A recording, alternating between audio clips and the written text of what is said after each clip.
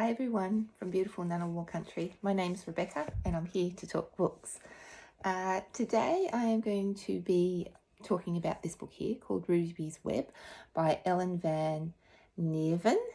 And I just have to rave about this book. This is so good, this book.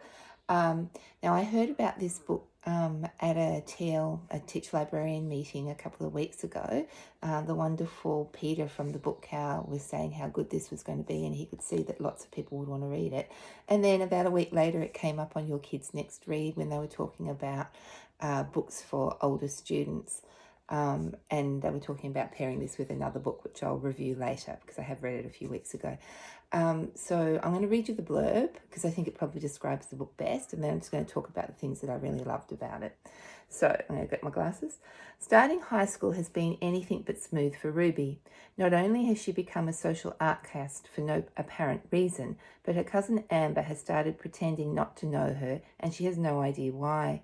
When Ruby becomes the subject of vicious racism and bullying on the school's online platform, Quick, she longs more than ever to be invisible and left alone. But as events spiral out of control, online and off, she finds herself more and more in the spotlight. Ruby's Web is a powerful story about finding your voice, seeking help, and addressing cyberbullying and victimisation. So this is a really important book because it addresses a whole lot of different things in one fairly small text. One of the things I love to start with is it establishes character and place really quickly. It shows Ruby as a loving, respectful child who is a noticer while she is alone because no one will talk to her, not even her cousins. She sits alone and she notices things going on around her, and she notices this web of bullying that's going on, and sometimes it's not who you expect to be the bullies, and who they're bullying is actually really interesting too. It also talks, I'm just looking at my notes,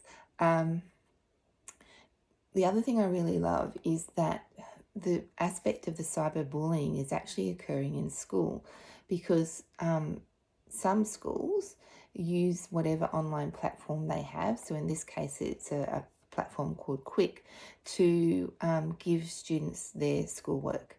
And within that platform, there is a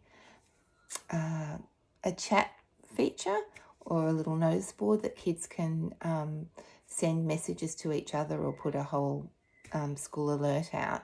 And these students are writing messages about Ruby, including her in the chat, but not making it visible to everyone.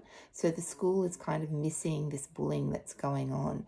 And I think that's a really important thing to take note, that it's not just the social media that we might expect, but it's actually the platforms that we are using that can cause a significant amount of harm.